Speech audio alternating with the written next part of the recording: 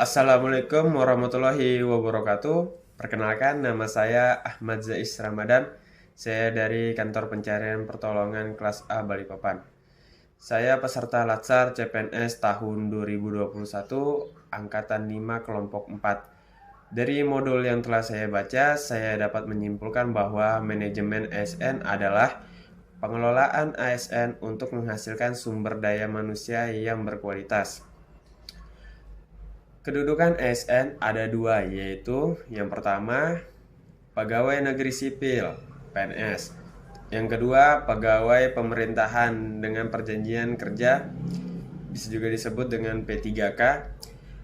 PNS dan P3K merupakan warga negara Indonesia yang diangkat oleh pejabat pembina kepegawaian untuk diberikan tugas dan tanggung jawab dan diberikan gaji sesuai peraturan perundang-undangan.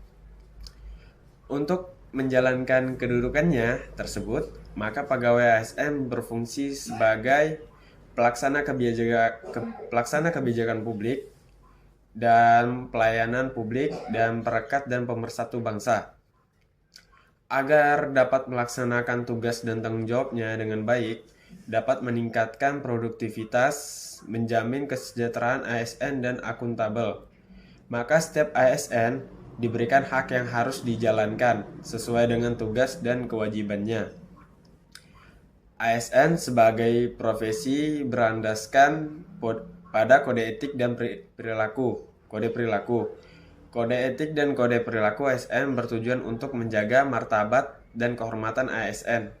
Selanjutnya dari materi yang telah saya pelajari adalah tentang pelayanan publik. Pelayanan publik adalah kegiatan pelayanan umum yang dilaksanakan oleh instansi pemerintahan di pusat dan daerah dalam bentuk barang dan jasa, baik dalam pemenuhan kebutuhan masyarakat. Ada 3 unsur penting dalam pelayanan publik, yaitu yang pertama, organisasi penyelenggara pelayanan publik, yang kedua tentang penerimaan pelayanan, dan yang ketiga tentang kepuasan pelanggan. Jenis pelayanan publik. Yang pertama, pelayanan barang, yaitu pelayanan yang menghasilkan berbagai bentuk atau jenis barang yang digunakan oleh publik, misalnya jaringan telepon, penyediaan tenaga listrik, air bersih, dan sebagainya. Yang kedua, pelayanan administrasi, yaitu pelayanan yang menghasilkan berbagai bentuk dokumen resmi yang dibutuhkan oleh publik, misalnya status kewarganegaraan, sertifikat kompetensi, kepemilikan atau penguasaan terhadap suatu barang dan sebagainya. Dan yang ketiga, pelayanan kebutuhan pokok. Pelayanan kebutuhan pokok merupakan pelayanan yang penyediaannya bahan-bahan kebutuhan pokok masyarakat dan kebutuhan perumahan seperti penyediaan beras, gula, dan minyak.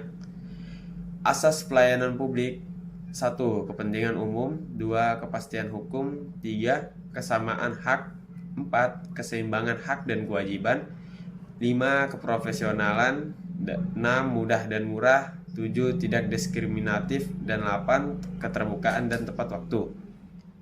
Terus melanjutkan untuk materi berikutnya tentang WOG. WOG adalah pendekatan penyelenggaraan pemerintahan yang menyatukan kolaboratif pemerintahan dari keseluruhan sektor dalam ruang lingkup koordinasi yang lebih luas guna mencapai tujuan-tujuan pembangunan kebijakan, manajemen program, dan pelayanan publik.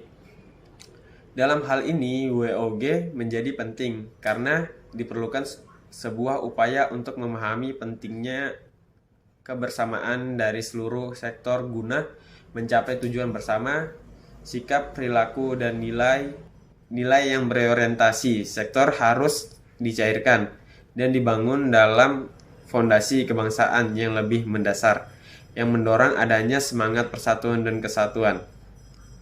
Demikian video dari saya.